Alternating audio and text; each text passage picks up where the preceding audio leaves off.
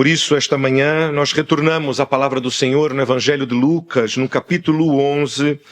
Aqui abrimos e haveremos de estudar então do verso 9 ao verso 13.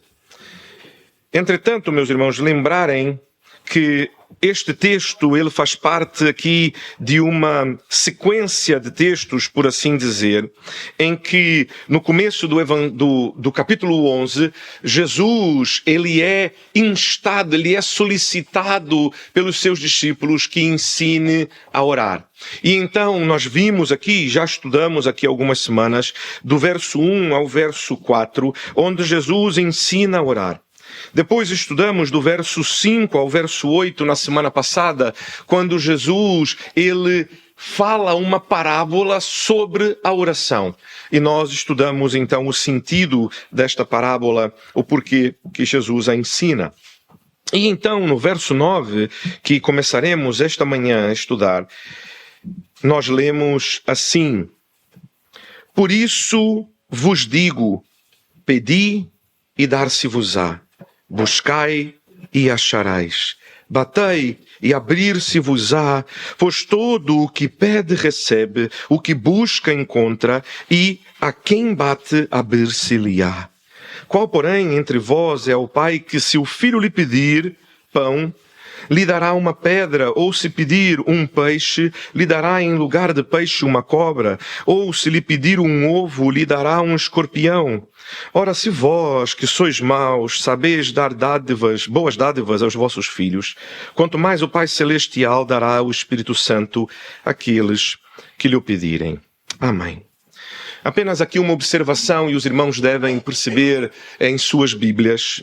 A maioria das Bíblias, a Almeida Revista e Atualizada, por exemplo, ela traz estes colchetes, e os irmãos talvez tenham percebido aí que a meio do texto, quando ele começa a dizer ali no verso 11, qual dentre vós é o pai que, se o filho lhe pedir, então tem um colchete, e vai dizer que se o filho lhe pedir pão, lhe dará uma pedra.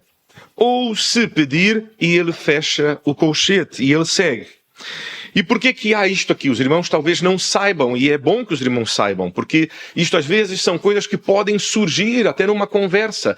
E uma das coisas que eu acho mais poderosas quando temos uma conversa com alguém que não é crente e que conhece as Escrituras, porque há muitos não crentes que conhecem, que estudam mais do que muitos crentes, exatamente pelo objetivo e a intenção que têm de tentar refutar, dizer que não é bem assim, dizer que a palavra foi alterada ou qualquer coisa do gênero.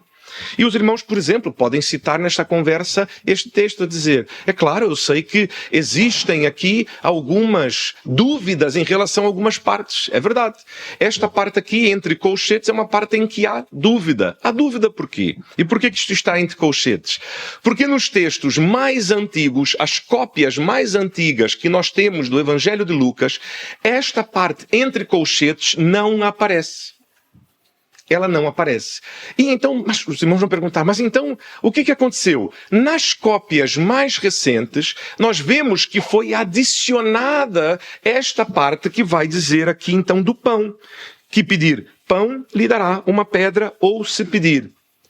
Mas por que essa parte foi adicionada? E o que a maioria dos estudiosos vai dizer? É que esta parte é uma parte que, se os irmãos abrirem as suas Bíblias em Mateus capítulo 7, do verso 7 a 11, vão ver que é uma parte análoga. É uma parte que o mesmo ensino que é ensinado aqui é ensinado também lá. Então o que os estudiosos vão dizer é que com o tempo, como este texto de Lucas não tinha a parte do pão, mas tinha todo o restante, os estudiosos então e alguns copistas talvez tenham feito a escolha de, para serem fiéis ou pelo medo, não é? Em Lucas está escrito, mas ele não fala do pão e da pedra, mas em Mateus fala. Então deixe-me então apanhar aquela parte lá de Mateus e incluir aqui também, para que fique tudo direitinho e aí ninguém tenha dúvida do que Jesus ensinou. E por que então esta parte está aqui? Por que nós não cremos que isto é um problema ou um grande problema? Muito pelo contrário. Porque nós temos a honestidade de reconhecer, por exemplo, que esta parte não estava lá naqueles primeiros escritos de Lucas. Mas Esta parte está em Mateus, que também é a palavra de Deus. E esta parte, este pequeno trecho, não altera em nada o significado daquilo que Jesus está a ensinar. Muito pelo contrário. Apenas reforça, não é? E, novamente, é uma parte que está já colocada em outro lugar. E, portanto, nós podemos confiar que é a palavra de Deus. Isto dito para que os irmãos tirassem esta dúvida, não é? Do que significa estes colchetes aí no vosso texto. Adentremos então o estudo desta perícope. Porque esta perícope começa ali no verso 9 com a palavra, com a seguinte expressão: por isso. E novamente, quando ele começa a dizer por isso, nós precisamos então lembrar que isto está absolutamente conectado com a parábola anterior. Não existe aqui uma quebra no pensamento, não existe aqui uma quebra na ideia, muito pelo contrário. Ele segue, ele continua. E então, ele vai dizer, por isso. Jesus acabou de falar a parábola daquele amigo persistente, aquele amigo que incomoda.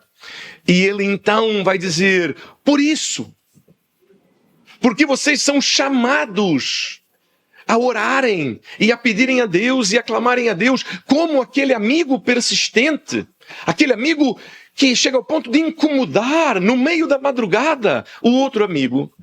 Por isso, é assim que devemos orar. E por que oramos assim? Porque Jesus já ensinou ali do verso 1 a 4 como devemos orar. Porque ele já ensinou do verso 5 ao verso 8 a atitude que nós devemos ter. Então ele vai dizer, por isso, porque vocês já sabem o que devem orar, porque vocês já sabem a vossa atitude e como devem orar. Por isso, deixe-me lhe dizer uma coisa, nesta manhã, pedi e dar-se-vos-á. Ou uma outra possível tradução, para que não fiquem dúvidas, não é? Porque aqui, quem é o agente quando dizemos pedi e dar-se-vos-á? Quem é que vai dar? É Deus. É pedir e Deus vos dará. Aqui temos o que seria na língua portuguesa um sujeito oculto, não é? Porque quem é que vai dar? É Deus. Não está objetivamente na frase, mas nós poderíamos dizer e podemos saber que o que quer dizer é pedir e Deus vos dará. Mas, novamente, pedir como?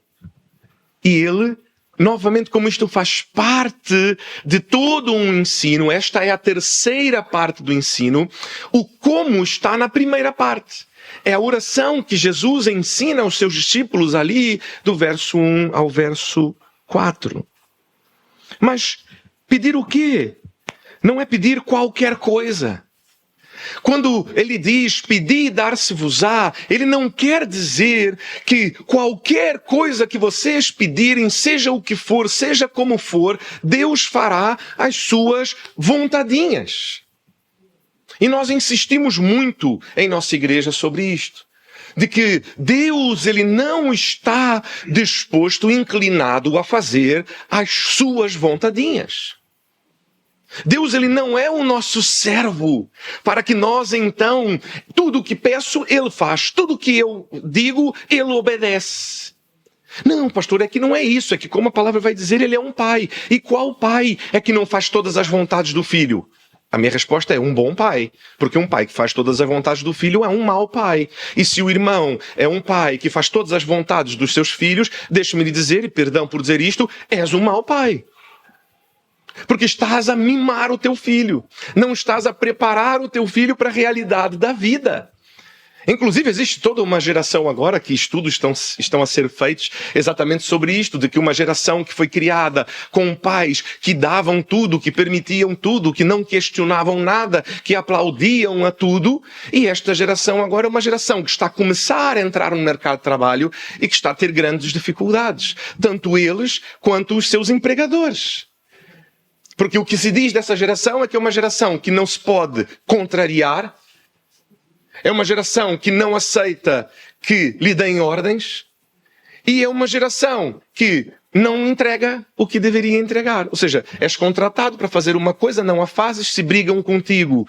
Eles ficam tristes e dizem, não consigo suportar um trabalho como este, é muita pressão e o meu chefe briga comigo, isto não pode ser. Mas fizeste o que era suposto fazer? Eu fiz a minha maneira. E a minha maneira está correta, porque o meu pai me ensinou assim, que não importa. As pessoas precisam perceber que eu tenho o meu tempo, eu tenho a minha forma de fazer. Meus irmãos, nada mais longe da realidade da vida, não é? Aquele que diz, hoje está a chover, uma chuvinha fresquinha, não dá para ir à praia, então vou semear um campo. Exatamente o contrário. O pior dia para semear um campo é o dia que está a chover. Se semeia o campo no dia que está sol e seco. Mas aí então que dia que eu vou à praia? No dia que chove? Não, o dia que chove, ficas em casa. Já semeaste o campo, não podes ir à praia, ficas em casa. A vida é assim.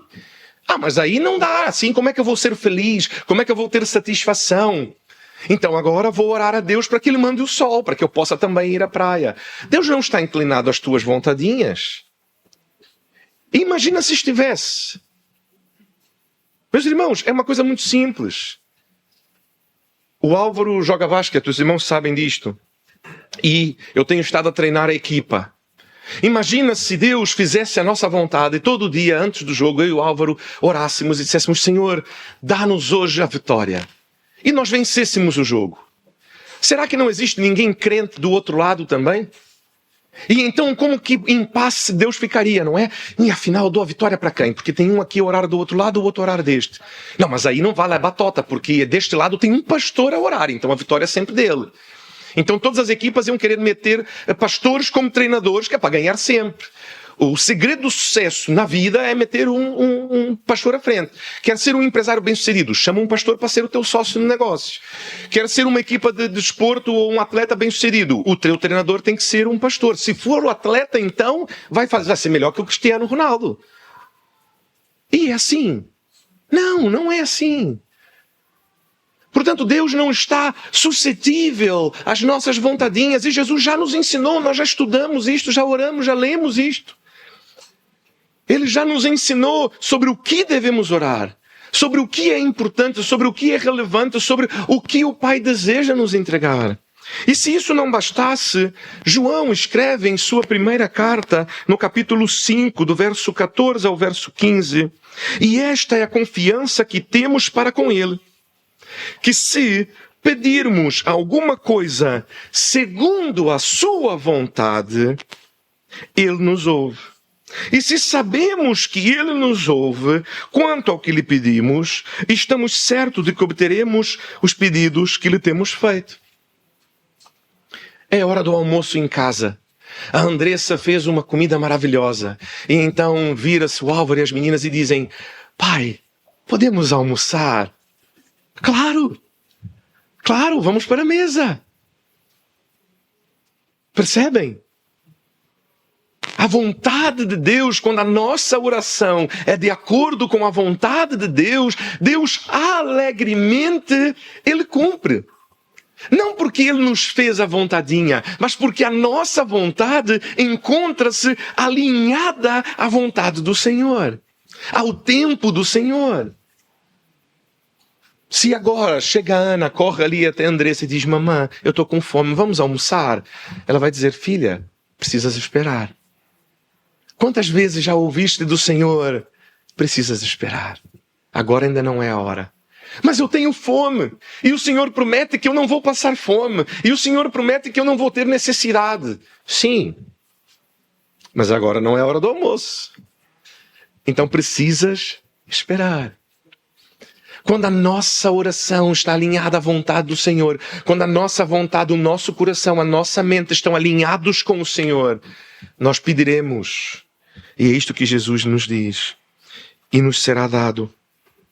Lembram-se o pedido do amigo inoportuno que acabamos de estudar na semana passada? O significado e a importância que tinha aquilo que ele pedia.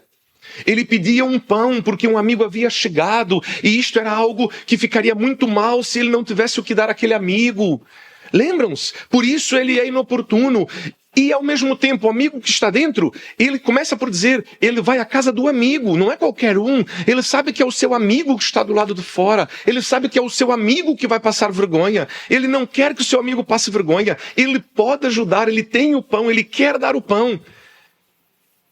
E porque o seu amigo insiste, porque o seu amigo é inoportuno, porque o seu amigo é persistente, ele então, Jesus diz, se ele não se levantar porque é amigo, ele certamente se levantará pela persistência deste amigo. Lembram-se que Jesus nos ensina a pedir em oração ao Pai? Ele ensina que nós peçamos aquilo que realmente é necessário. E o que é necessário?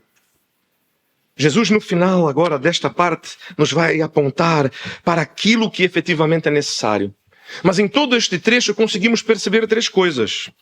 A primeira delas, obviamente, está no final desta parte, porque Jesus, no verso 13, vai dizer, ora, se vós que sois maus, sabeis dar boas dádivas aos vossos filhos, quanto mais o Pai Celestial dará o Espírito Santo àqueles que lhe o pedirem. Então, o que devemos pedir?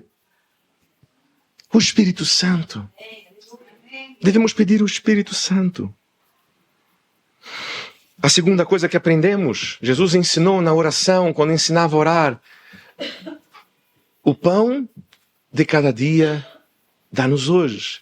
Nós pedimos pela nossa necessidade iminente. De facto, Deus não quer que diante da necessidade iminente da vida, nós tenhamos necessidade, que a nossa vida esteja em risco. Portanto, Deus agirá quando nós pedimos pão. E a pergunta muitas vezes é, isto é pão? Aquilo que estás a pedir ao Senhor neste momento é pão? Ou será que aquilo que andas neste momento a pedir ao Senhor, será que já não tens o pão suficiente? E aquilo que lhe falta então é a terceira coisa que a Bíblia nos ensina que devemos pedir. E encontra-se em Provérbios 8, 11 e 12. Porque melhor é a sabedoria do que joias, e de tudo o que se deseja, nada se pode comparar a ela. Eu, a sabedoria, habito com a prudência e disponho de conhecimentos e de conselhos. Pedimos por sabedoria e por entendimento. Porque talvez Deus já tenha lhe dado o pão. E o que lhe falta esta manhã é a sabedoria e o entendimento para gerir melhor. Para que este pão seja o suficiente. Para que quando a mesa é posta, e eu lembro ainda minha mãe, imaginem, nós éramos 3 rapazes em casa. E a diferença de idade ali era menos de 2 anos de um para o outro. Era mais ou menos 1 ano e 8 meses, 1 ano e 9 meses. Portanto, quando entramos na adolescência, quando o meu irmão mais novo entrou na adolescência, éramos todos adolescentes. Estávamos todos em fase de crescimento. Estávamos todos no pico do crescimento. E 3 homens. Então imaginem como que era quando a minha mãe metia comida à mesa, não é? Então o que a minha mãe, muito sábia, fazia? Ela mesma punha o prato de cada um. Porque ela sabia que se ela pusesse uma travessa e dissesse, meninos, força, não ia sobrar nem a mesa. Porque nós íamos saltar para cima da mesa os 3, numa luta feroz por quem que haveria de pegar mais, porque eu tenho mais fome do que tu não percebes a fome que tenho, então deixa-me apanhar, não, eu que tenho. Iam os 3 para cima da mesa, a mesa ia partir e não ia nem ter mesa. A comida, se calhar, ia toda para o chão. Então, como uma mãe sábia, o que ela fazia? Ela mesma punha o prato de cada um e dizia, pronto, aí está. E ela punha generosamente, porque sabia, obviamente, estávamos em crescimento. Mas ela não deixava para que nós o fizéssemos. Ela mesma o fazia. E separava e dividia, não é? A nossa ração, não é? Diária ali entre cada um de nós. Era ela quem determinava isto. Por quê? Porque ela sabia que nós, como adolescentes, não é? Não teríamos a sabedoria de partilhar, de dividir. Isto durou toda a vida? Certamente que não. Quando nós passamos a adolescência, saímos daquela fase, chegou em uma altura em que minha mãe já punha as panelas à mesa, as travessas à mesa e dizia, agora podem servir. E já não tinha mais briga, porque nós já havíamos aprendido de que deveríamos partilhar, de que deveríamos dividir, de que não podíamos pensar apenas em nós mesmos. Eu podia até querer um bocadinho mais, mas cada vez que eu dizia, ei mãe, hoje eu estou com muita fome, não há mais. Eu dizia, mas tem também teus irmãos. Eu não posso meter mais para ti, porque se eu meto mais para ti, significa que os teus irmãos vão ter menos. E ela então assim ensinou-nos de que nós precisamos olhar para o outro, pensar no outro, não apenas em nós. De que eu estou com muita fome hoje, mas talvez ele também esteja. E que isto pode ser conversado, isto pode ser negociado, isto pode ser dito, olha, estás com muita fome hoje? Estou com grande fome, posso pegar um bocadinho mais? Não, força, vá. Hoje eu não estou com tanta fome assim. Mas isto obviamente não na adolescência, não é? Já um bocadinho mais velhos, já um bocadinho mais maduros. Porque obviamente nos faltaria sabedoria. Então talvez seja essa a tua situação hoje. Talvez já tenha tudo o que precisa. A não ser a sabedoria para gerir estes recursos, estes bens. E quando eu digo recursos, meus irmãos, lembrem-se, não estou a falar apenas de recursos financeiros. Estou a falar do vosso tempo. Estou a falar do vosso pensamento, aquilo que ocupa a sua mente. Estou a falar do emprego das suas capacidades, das suas habilidades, dos seus talentos, dos seus dons. Dos recursos que Deus o tem dado. Então, Jesus vai dizer, buscai e achareis. Busquem. Isto mostra uma postura ativa. Hoje, infelizmente, nós quando olhamos, e os irmãos podem ir, os irmãos forem assistir muitos cultos aí pelas igrejas, muitas vezes a postura dos irmãos é, nós vamos orar. E vamos orar. E vamos orar. Senhor, traga mais irmãos para a nossa igreja. Senhor, traga mais irmãos para a nossa igreja. Senhor, traga mais irmãos para a nossa igreja. Então alguém levanta-se e diz, então, meus irmãos, quando é que nós vamos para a rua para falar de Deus às pessoas, não é? Quando é que nós vamos evangelizar? Por quem que estás a orar? Quando é que vais pregar para o teu amigo, teu colega de trabalho, para o teu vizinho, para a tua família? Não atrapalhe, estou a orar. Senhor, traga mais pessoas para a igreja. Mas não ativamente buscam. É como se alguém, e nós dizemos, mas pastor, mas é assim que deve ser, porque é Deus que traz. E de facto, nós cremos nisto, é Deus é quem vai trazer. É Deus que vai convencer do pecado, da justiça e do juízo. Mas a palavra diz, como crerão se não há quem pregue? Portanto, precisamos pregar. Precisamos anunciar. Precisamos ativamente ir.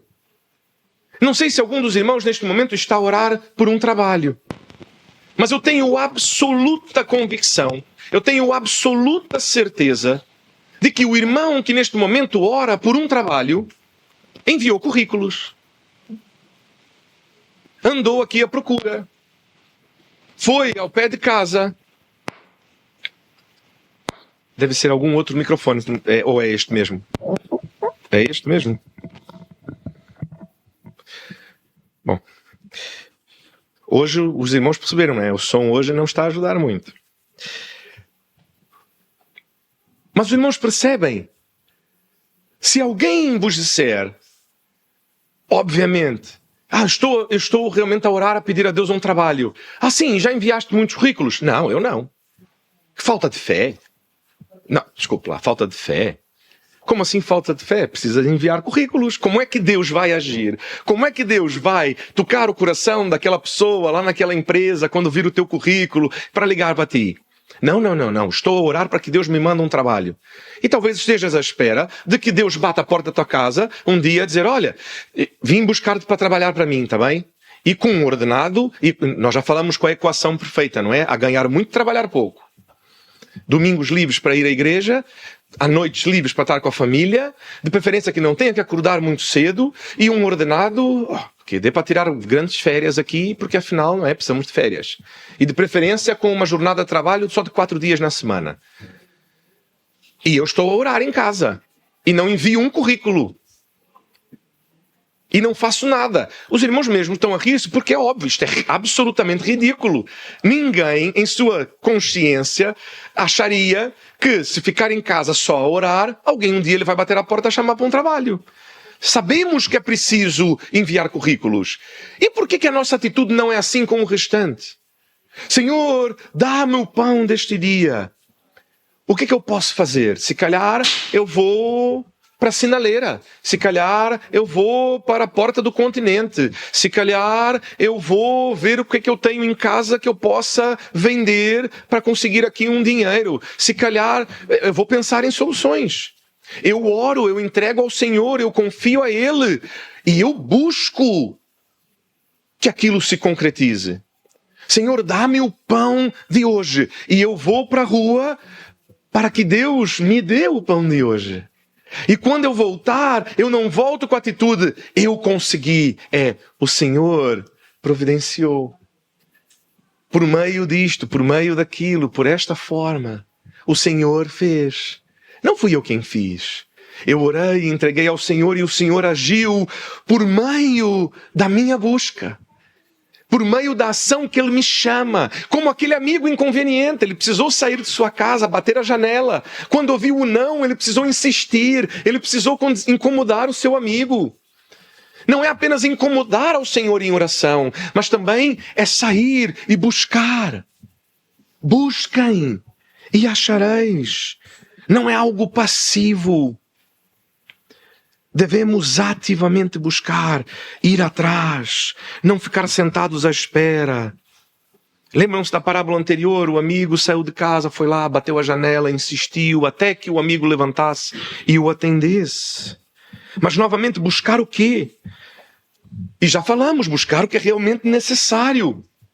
Buscar, e falamos as três coisas. Devemos buscar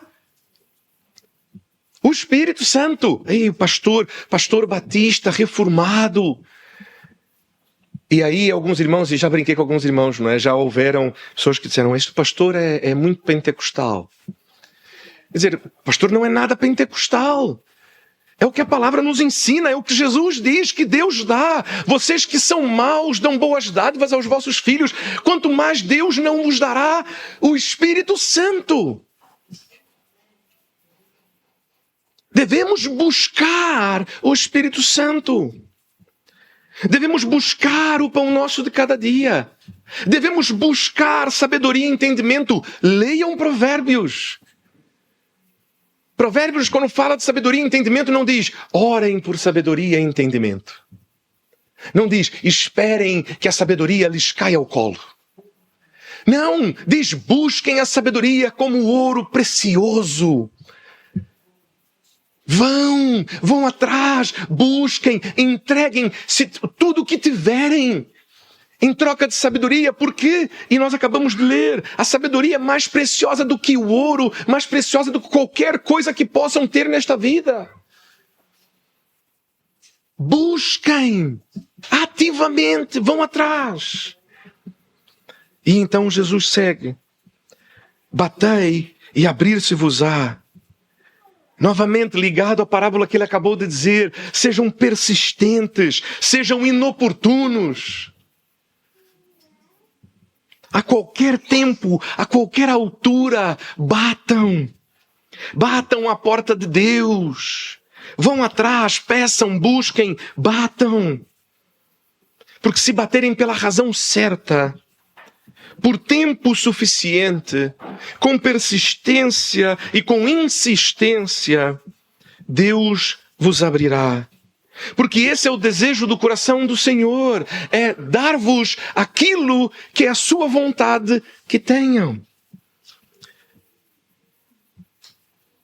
Batei e abrir-se-vos-á.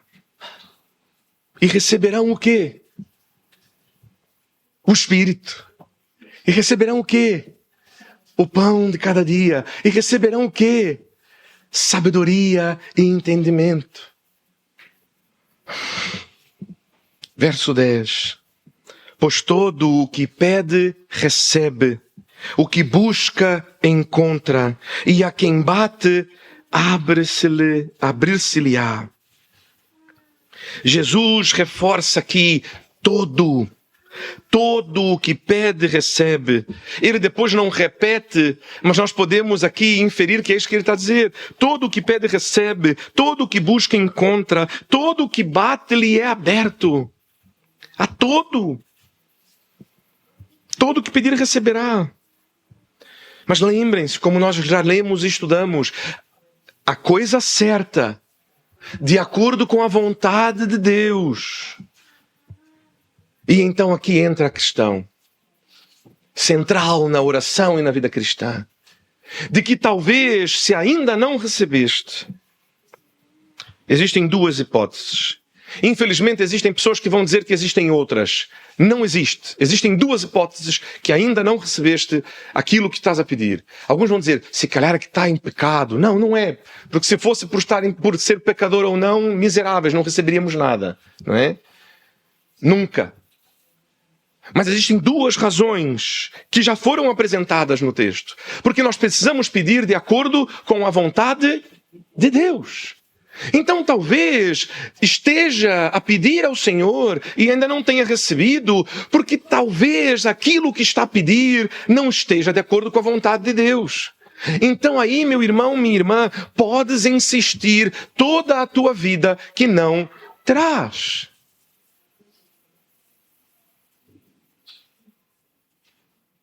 Imagine um pequeno que diga para o pai, pai, o que é este líquido vermelho? E estes dias houve um entupimento nos canos lá da casa pastoral e precisei comprar aqueles líquidos de desentupir cano. E então as meninas dizem, o que é este pote? O que é este líquido aí dentro? Imagina que elas dissessem, olha que giro, posso beber um golinho? Qual seria a minha resposta? E se elas insistissem, pai, vá lá, só um bocadinho. Não, só assim, mesmo um pouquinho. Ei, pai, deixa de ser assim. Eu estou com grande sede, deixa-me lá beber. Ainda que elas insistissem, eu daria. Por quê? Porque lhes faria mal e obviamente eu não permitiria isto. Talvez ainda não tenhas recebido aquilo que pede, porque talvez aquilo que pedes ao Senhor não esteja alinhado com sua vontade. E existe uma segunda razão.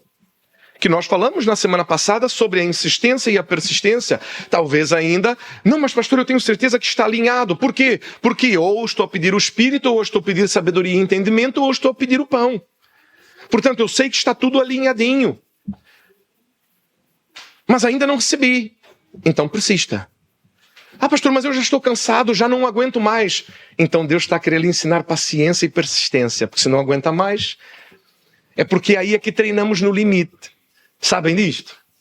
Sabe o melhor momento, dizem os melhores treinadores de basquete do mundo, dizem que a melhor hora para se treinar lances livres é no fim do treino.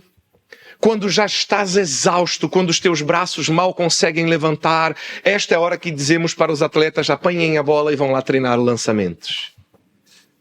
Mas agora, com o braço cansado, sim, porque durante o jogo ninguém vai estar com o braço descansadinho, não é? Durante o jogo vamos estar cansados. Então, se treinamos no limite do cansaço, qualquer outra situação é fácil. E nós dizemos, o treino deve ser mais difícil do que o jogo, não mais fácil. Por quê? Porque se treinamos no limite da dificuldade, qualquer jogo, mas esse jogo foi até fácil. Foi tranquilo, a defesa não estava tão mal, eles não estavam a apertar tanto, eles não estavam a bater tanto. Percebem? Talvez Deus esteja a querer ensinar-te persistência. Segue, continua, ore, continue a buscar, continue a confiar que Deus, em seu tempo, proverá. E ele então segue. Qual dentre vós é o pai que se o filho lhe pedir pão, lhe dará pedra? Ou se pedir peixe, lhe dará em lugar do peixe uma cobra? Ou se lhe pedir um ovo, lhe dará um escorpião? Ora, se vós, que sois maus, sabeis dar boas dádivas aos vossos filhos, quanto mais o Pai Celestial dará o Espírito Santo àqueles que lhe o pedirem. Meus irmãos, se nós que somos limitados e maus, somos capazes de dar boas coisas aos nossos filhos, uma coisa E apenas uma coisa precisamos pedir. Abro aspas para Jesus. Quanto mais o Pai Celestial dará o Espírito Santo àqueles que lhe o pedirem. E meus irmãos, por que devemos pedir o Espírito Santo? E é aqui que infelizmente muitos irmãos hoje em dia encontram-se equivocados em relação ao Espírito Santo e a sua obra. Porque infelizmente muitos querem fazer a Bíblia dizer algo que não diz. Querem incluir ideias e coisas de suas experiências pessoais ou de experiências pessoais dos outros como sendo teologia, como sendo, não, é isso que faz, e o Espírito Santo age assim e faz assim. Mas se nós perguntarmos, ok, abra a sua Bíblia e me mostre onde que isso está dito, não conseguirão. Porque não são promessas na palavra do Senhor. E infelizmente, por muitos anos, muitas igrejas se calaram a respeito da obra do Espírito Santo. O que ainda gera mais confusão, não é? Porque imagina se o vosso pastor nunca houvesse pregado aqui sobre o Espírito Santo. E nós já pregamos aqui um monte sobre o Espírito Santo.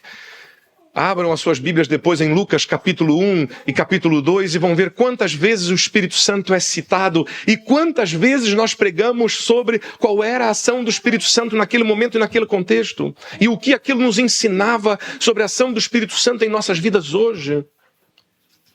Se nunca houvesse ensinado sobre o Espírito Santo, talvez houvessem irmãos ainda aqui na nossa igreja confusos em relação à obra do Espírito Santo. Porque ao não ouvir nada deste púlpito e ao ouvir coisas estranhas de fora, eu não tenho nada para saber, não, mas o que a Bíblia diz é isto. E não é porque o meu pastor diz, porque não é, na minha igreja não é assim que funciona, mas é porque a Bíblia diz. E então fica fácil quando ouvimos coisas estranhas, termos aquela atitude, eu não sei se é bem assim que o Espírito Santo age. Não devemos buscar o Espírito Santo para ter um quentinho no peito. Quentinho no peito que chama-se queimação, azia. A medicação, vá à farmácia e diga lá ao farmacêutico, olha, estou com uma queimação no peito. Ele não vai dizer, oh glória ao Espírito Santo, não vai. Ele vai dizer, olha, pode tomar esta medicação e vai embora. Aquele frio na espinha, meta mais casacos, está frio, o vento. Ou então meta umas pantufas, o chão às vezes é gelado, estás até quentinho, não é? Mas não estás ali com um calor apropriado nos pés. Uma coisa que aprendemos na Irlanda do Norte, duas coisas, não é? Os dois pontos que as pessoas mais pecam, vamos dizer assim, os irmãos que são brasileiros ou que são de outros países mais quentes, não é? Os irmãos de Guiné, é os pés e a cabeça. É por onde se perde muito calor e aqueles que não estão acostumados com o frio acham que, eu meti casaco, meti aqui umas calças mais quentinhas, já está. Mas é fundamental estar com os pés quentes e é fundamental a cabeça também estar quente. Meter aqui um chapéu, meter um gorro, porque ajuda o calor a manter. Perdemos muito calor pela cabeça. Quem de vós já não assistiu, não é? Às vezes aquele jogo da bola num dia muito frio, a câmera foca no jogador e nós vemos parece que está a sair uma labareda da cabeça dele, não é? Por quê? Porque está a perder muito calor pela cabeça. Precisamos estar prontos para isto. Está a sentir frio na espinha? Agasalhe melhor, meta aqui um chapéu, umas meiazinhas quentinhas e resolve. Não é para falar em línguas estranhas. Falar em línguas estranhas, curso de idiomas. Temos aqui alguns irmãos que falam francês, alemão, inglês. Temos irmãos que falam, olha, creole de Guiné. Temos irmãos que falam... Temos aqui, né, línguas muito diversas. Querem aprender? Olha, chega ao pé deste irmão, peça ajuda, diga, olha, eu quero aprender outras línguas estranhas. Vai aprender russo. Olha, temos ucranianos, irmãos ucranianos. Quero ouvir línguas estranhas, 8 da manhã, culto ucraniano aqui na igreja. Tenho certeza que não vais perceber nada. Vai soar mesmo como uma língua estranha. Mas não vais ser abençoado, porque não vais perceber nada. Por isso, inclusive, é que esta história de línguas estranhas na igreja, a Bíblia, inclusive, diz, Paulo vai dizer, que ninguém deve dizer uma língua estranha se não houver intérprete. Eu não chamaria o irmão ucraniano a pregar na nossa igreja, ele começaria a pregar em ucraniano sem uma tradução. Quando nós recebemos aqui há algumas semanas, não é? Alguns meses já agora, o pastor David, eu traduzi para o pastor David, para que os irmãos que não percebem tão bem inglês pudessem também partilhar da bênção da palavra que ele nos trouxe aquela manhã. Nada disto é obra do Espírito Santo. Nada disto é obra do Espírito Santo. A obra do Espírito Santo verdadeira, e nós, como vemos no capítulo 1 e 2 do Evangelho de Lucas, os irmãos que quiserem voltar, está disponível lá no YouTube, podem assistir estas pregações onde falamos sobre isto. Vão perceber que a obra do Espírito Santo é nos anunciar o Messias. Por isso precisamos pedir ao Senhor, Senhor, dá-nos do teu Espírito. Porque o Espírito é aquele que nos anuncia o Messias. Ele é aquele por meio de quem recebemos a regeneração, que nos permite ver e reconhecer que Jesus é o Cristo de Deus. O Espírito Santo é aquele que nos anuncia a Jesus. O Espírito Santo é aquele que nos convence do nosso pecado, que nos convence da justiça da vida de Deus e do seu juízo contra aqueles que não foram resgatados e que pecaram contra Ele e que precisam ser punidos. É o Espírito Santo de Deus que, entretanto, nos anuncia a esperança guardada em Cristo Jesus. O Espírito Santo, ele é aquele por meio de quem estamos unidos a Cristo e ao Pai. Jesus disse, vocês não estarão sozinhos, porque eu vos enviarei outro, o Espírito de Deus, e Ele vos ensinará, vos guiará, vos lembrará. Ele é a presença santa do Pai e de Jesus em nós. Ele é aquele que intercede por nós diante do Pai, por meio de gemidos inexprimíveis.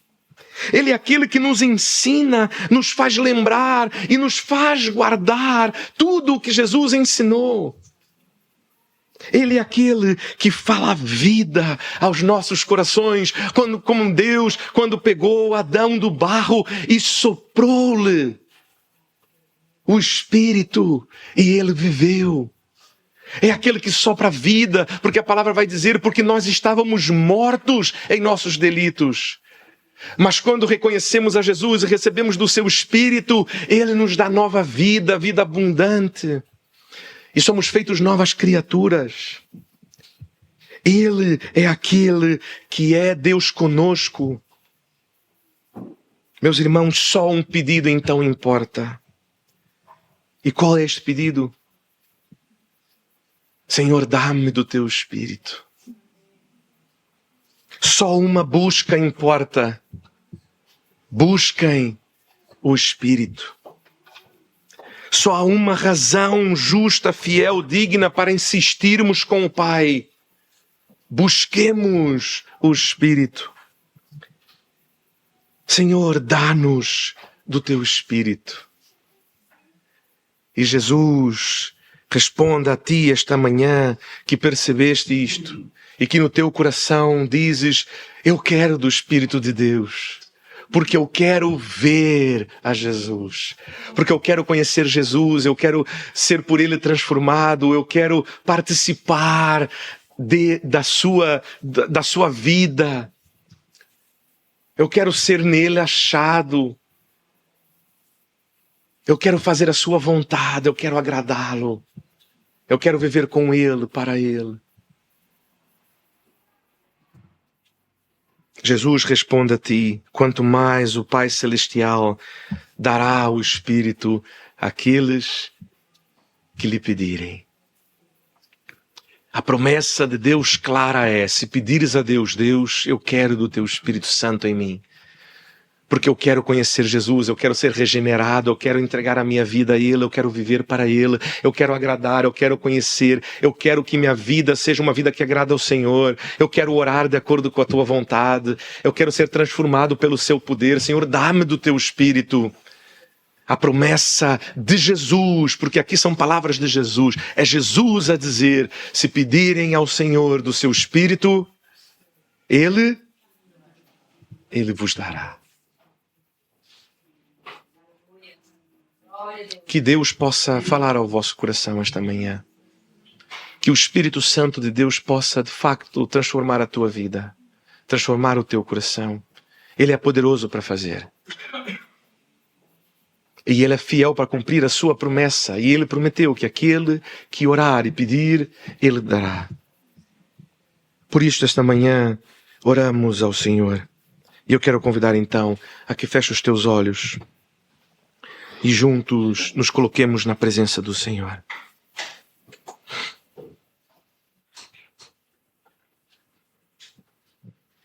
Senhor, dá-me do teu Espírito.